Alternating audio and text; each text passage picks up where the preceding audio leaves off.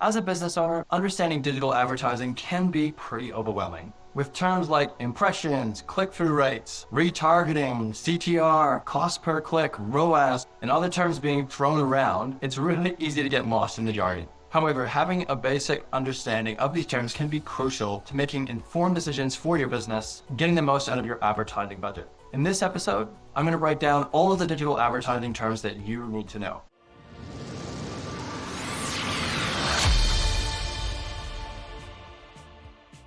Hey guys, my name is Kyle from Social Geeks Digital Agency, and if you didn't know already, digital advertising has become an essential part of marketing for small businesses. With the rise of social media and search engines, there are more opportunities than ever before to reach your target audience. However, to make the most of these opportunities, you're going to need to know a few of these key terms and concepts. So starting from the top of your digital advertising. Impressions are the amount of times that your digital ads are being shown to your audience. This has nothing to do with clicks or the amount of time that you've reached a person. Impressions are simply a measure of how many times your ads have been shown to your target audience. Impressions and reach are different because reach is how many people you actually reach with your ads as unique people.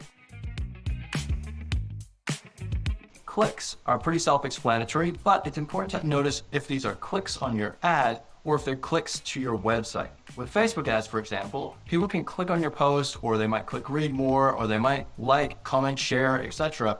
And that will be counted as a click. You also want to be looking at outbound clicks to make sure that you know how many people are clicking through your website. Which leads me to the next important statistic, click-through rate. Click-through rate is key for understanding digital advertising. This is a percentage of how many impressions your ads have received versus how many clicks you had on your ad. The higher your click-through rate, the more engaged your audience is. And this is generally a good sign that your ads are targeting the right audience and have the right message. We look at click-through rate as one of the key metrics to understand if our ads are effective and if our audience targeting is correct. It's important to look at your click-through rate for both clicks on Facebook ads, but as well as your click-through rate for outbound clicks as well. According to multiple benchmark reports, the standard click-through rate for Facebook ads is around 1%. So if you're doing better than that, you're pretty much on par with what the average would be. And bear in mind, it's going to vary from industry to industry, from company to company, but that's a good benchmark to compare yourself against.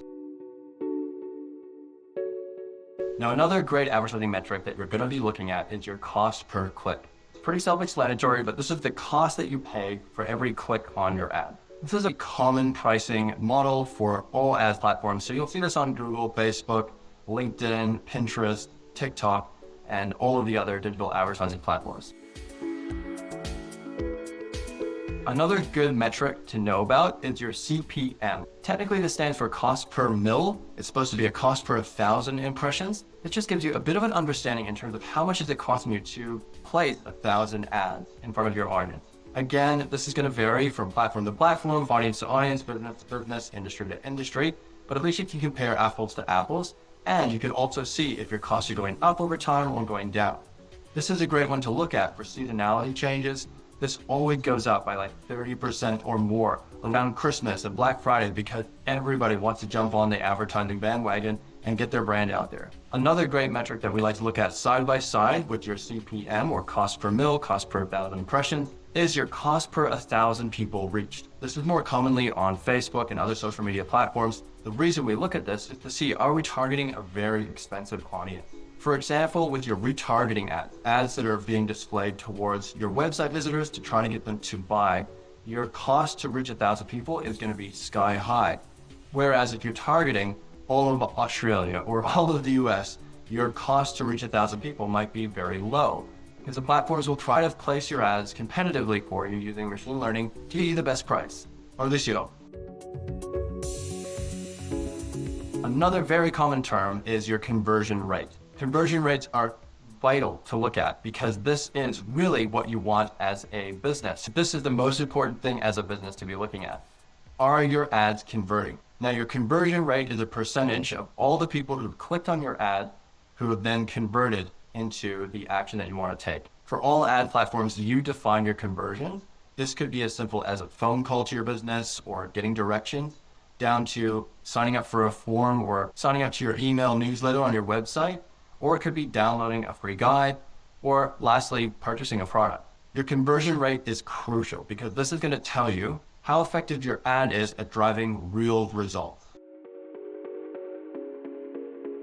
Another common term in advertising is retargeting or remarketing. Retargeting is a form of advertising that targets people who had previously interacted with your brand. This can be somebody who's visited your website, added a part to their shopping cart, they've interacted with your profile on Instagram or Facebook, but because they didn't take the action that you wanted to take, which is most likely purchasing a product or becoming a lead in your marketing funnel, then retargeting is going to advertise to that audience again with a separate message, something that's a bit more salesy, or using customer reviews, testimonials to show them that they should buy with you. Retargeting is highly effective because it's targeting people who have already interacted with you, which means that they're much more likely to take that next step and convert. The next term is your frequency.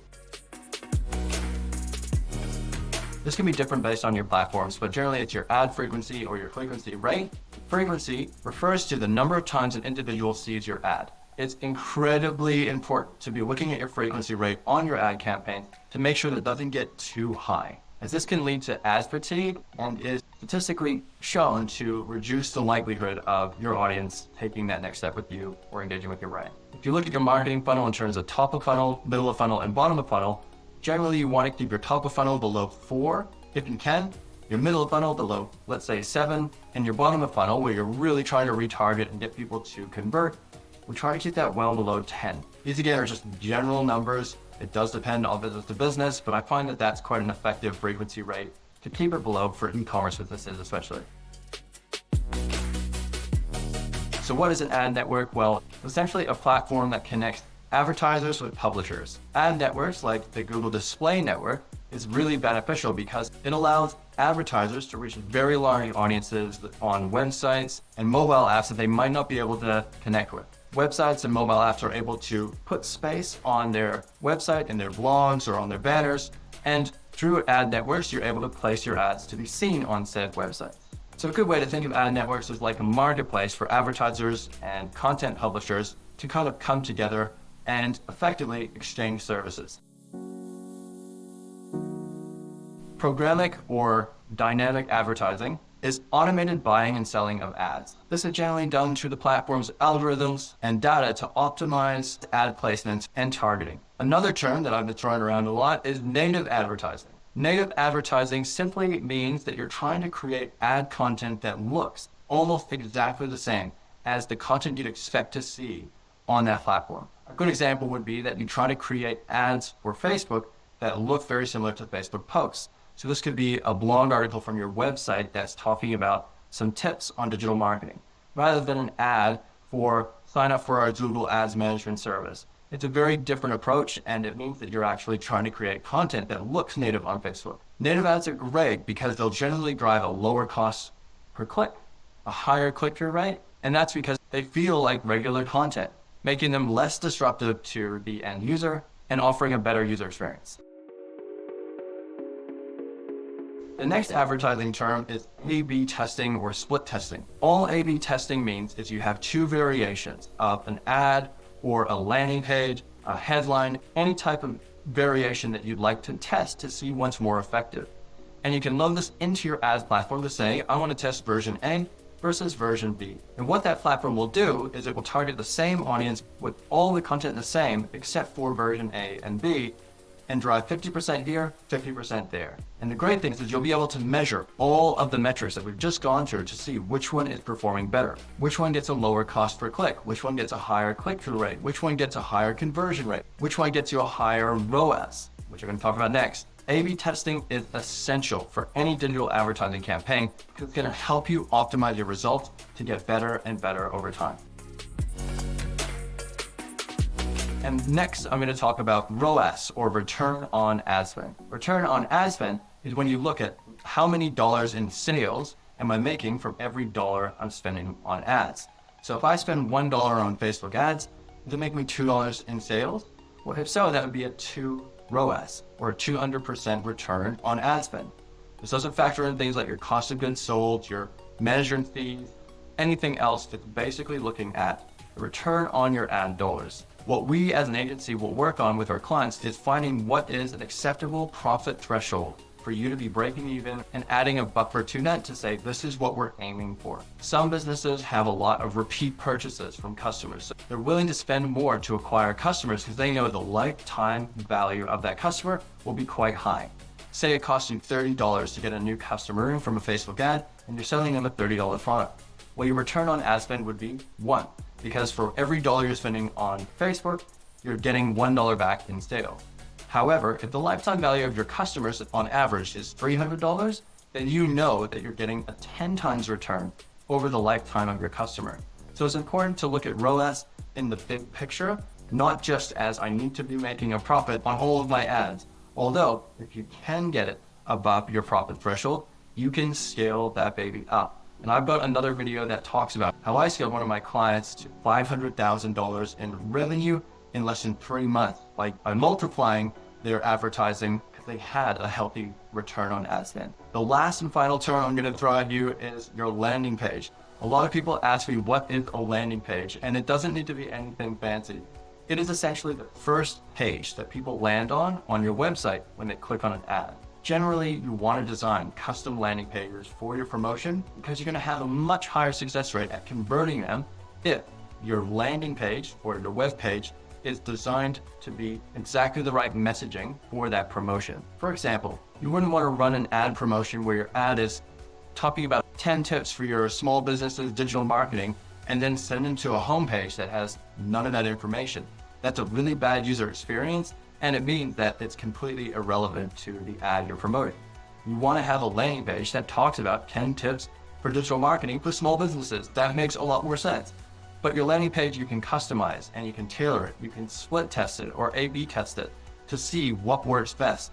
Is having an offer at the very top of my page more effective, or should I have the content straight away? I have another episode that talks all about optimizing your landing pages for success, and I highly recommend checking that out too. In conclusion, digital advertising can be very complex, but understanding these key terms and concepts is essential for small businesses to succeed. Now that you have run through some of these key terms with me, you should have a better understanding of what these terms mean, and it will help you with getting better results from your advertising campaigns. By familiarizing yourself with the terms outlined in this episode, you can make informed decisions and improve the effectiveness of your digital advertising too. If you do want any help with your digital advertising, I would love to go and offer a free audit of your Google or Facebook ads. I've been managing Google and Facebook ads for the last 7 years and have helped hundreds, if not thousands of businesses grow and scale through their advertising results. If you'd like to do that, I'll drop a link in the description so that you can book in a free consultation and we can take things from there. Thank you so much for tuning in. I wish you guys all the best for your digital marketing. Take care.